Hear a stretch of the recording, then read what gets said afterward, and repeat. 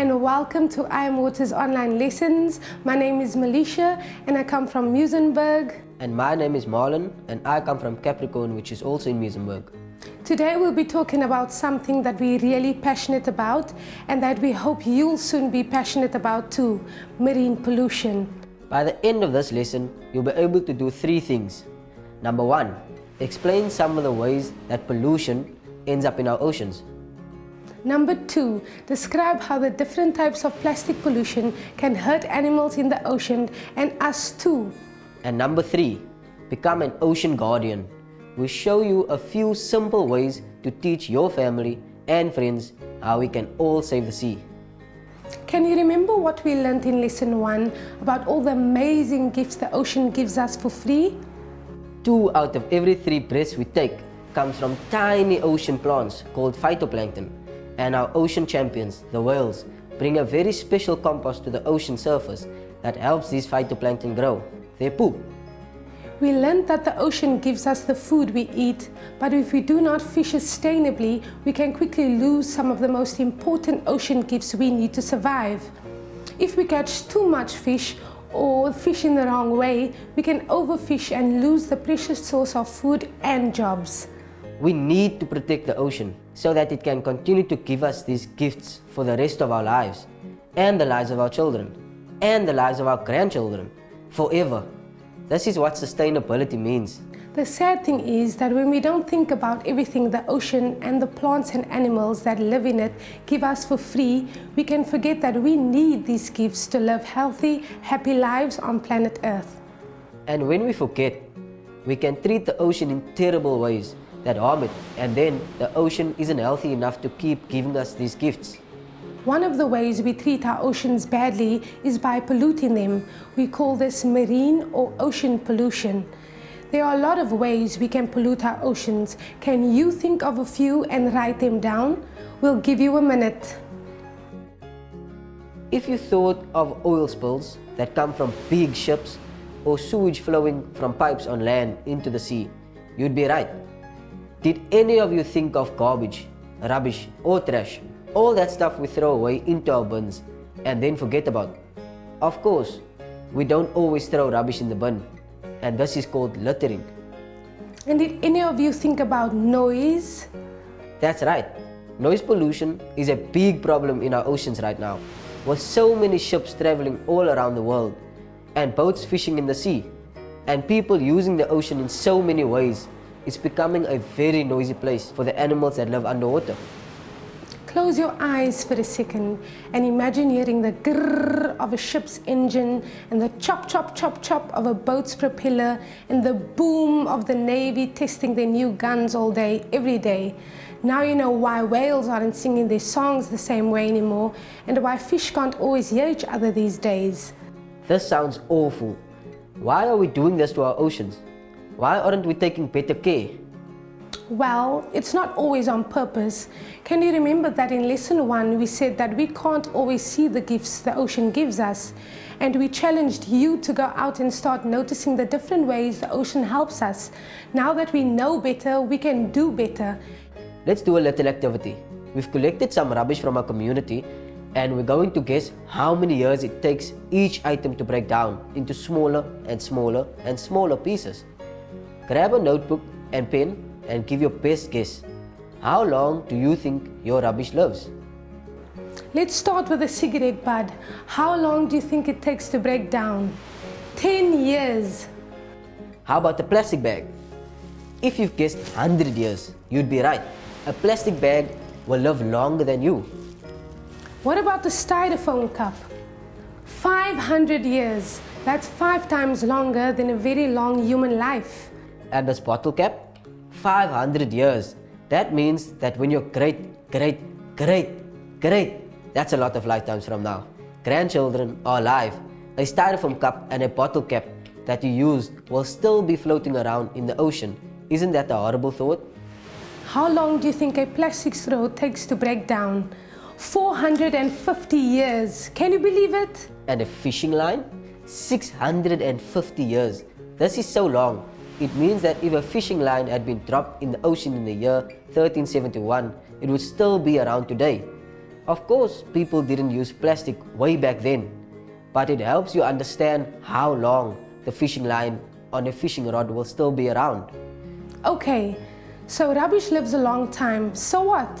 It doesn't look pretty floating around in the oceans, but how is it causing harm? Let's zoom in on one very specific kind of rubbish so that we can understand this better. Can anyone guess what it might be? Plastic.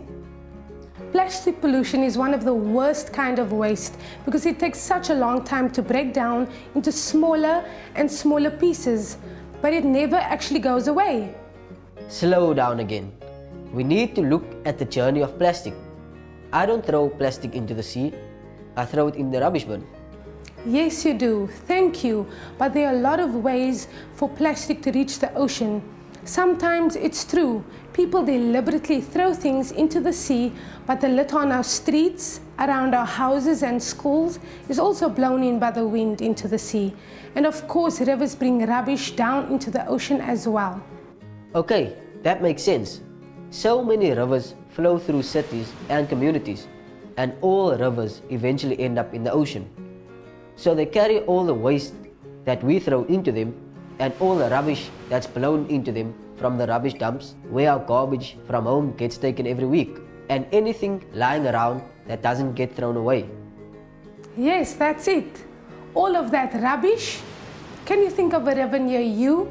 Now think about that river in the rainy season. Does the river move faster or slower? Is there more water in the river or less? Now think about where all the rubbish in the fast-flowing river is going. You know, I didn't think about it before, but it's actually really important to take care of our rivers too, because they're like the veins in the body of our planet, taking everything in them to the ocean. Exactly. A healthy ocean needs healthy rivers. If our rivers are dirty, not only will we not have clean drinking water or water for our plants and crops and animals, but those rivers will take dirty water into the ocean where so many fish and sharks have their babies. I don't like the thought of dirty drinking water, but fish don't drink the water that comes from rivers, do they? I now understand that plastic makes their ocean home very ugly, just like litter on land makes our homes ugly. But I'm still not seeing how it hurts them.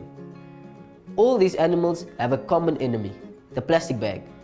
Have you ever thought about how a seabird, turtle, or sea anemone might be confused by a plastic bag floating in the water?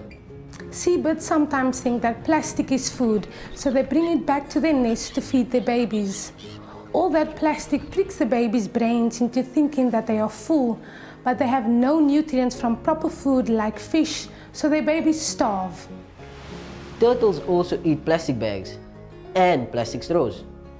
Think about a plastic bag in the water.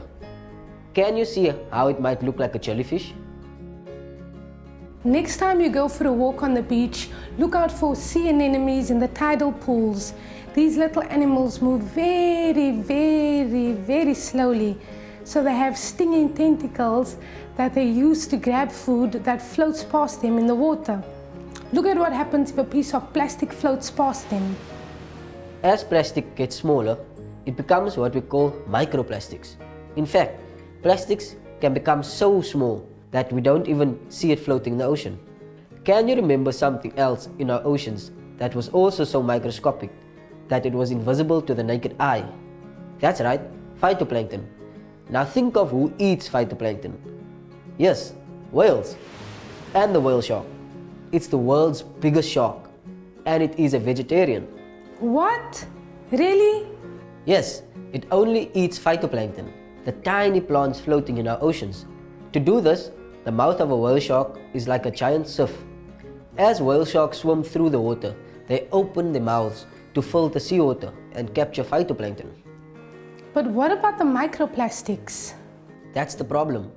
If there are millions of microplastics also invisible in the water, whale sharks will swallow them along with all the phytoplankton. Eventually, they will become very sick. Think about it. In the ocean, big fish eat smaller fish, and smaller fish eat phytoplankton, or microplastics. We know that microplastics never go away, so they're just making their way up the food chain. This means that we can end up eating fish whose tummies are full of plastic. This is such a horrible thought. All those invisible plastics swimming around in the ocean. I know, but we have an opportunity to make a difference. There are things that you can do every day to help our oceans and its animals. Tell me, I'm ready. First, refuse single-use plastics. Don't use things that you throw away after using it once. Plastic drinking straws, disposable knives and forks, and take-away juice cups. Things like that. Then, reuse stuff. Can you use a takeaway cup twice? Do it. Could you paint it and turn it into a pencil holder? Even better. That's a great idea. When you do have something to throw away, responsibly dispose of it. This means don't litter. You must always throw rubbish in the bin. You can help out by always picking up litter if you see it lying around and throw it in the bin. But remember to keep your hands clean and don't pick up anything that looks unsafe. And let's talk about recycling. Yes, recycle as much as you can. Put plastic, cardboard, paper, tins and glass into separate bins, which can be collected to be turned into something else instead of being thrown into a dump. Refuse, reuse, don't litter and recycle. Yes, you've got it. Let's recap what we've learned today. We now know that our pollution, especially rubbish like plastic pollution, gets thrown or blown into the ocean and is carried by the rivers into the sea. That's why healthy rivers lead to healthy oceans. Plastic pollution can harm ocean animals by trapping them, starving them when it's mistaken for food, and slowly poisoning them. You can be an ocean guardian by doing some simple things like saying no to single-use plastic. Remember that the wealth of our community is measured by the health of our environment. So the healthier our ocean, the wealthier we are. It's up to you and me to take care of our ocean because it takes care of us. And today we've learned just how to do that. In your notebook, write down one change you would make that would help our oceans. One small thing you can commit to doing today that will make a big difference to our oceans. Let's give some ideas. Good plan. How about saying no to single-use plastics like straws, disposable cups, and plastic knives and forks that we just use once? Yes. And how about always taking a reusable shopping bag to the shops? Remind your parents. You could also make a habit of picking up litter anytime you see it and putting it in the dustbin. Just remember, wash your hands afterwards. Don't pick up anything sharp.